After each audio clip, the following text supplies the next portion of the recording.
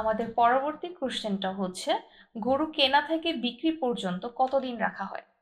গরু কেনা থেকে বিক্রি পর্যন্ত আগে আমরা 10 দিন, 15 দিন, 20 দিনের পণ্য স্টক করতে পারতাম।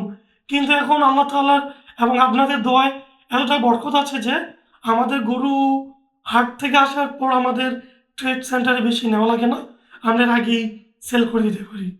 আমাদের বলা যেতে পারে যে ফার্মে যাই না, আমরা রানিংয়েই বেশি এই গরুগুলো সেল করে দিচ্ছি। আচ্ছা, খুব সুন্দর একটা প্রশ্ন। সেটা হচ্ছে, কাউ ট্রেডিং এর ঝুঁকি কেমন?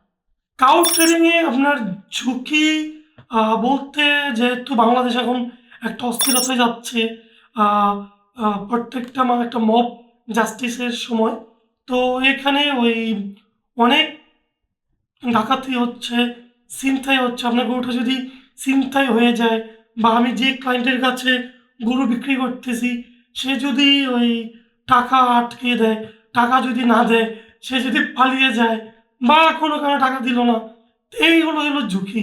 এছাড়া বা গরুটা যদি মারা যায়, আল্লাহ না করুক অ্যাক্সিডেন্টের শিকার হয়ে, এগুলো ঝুঁকি।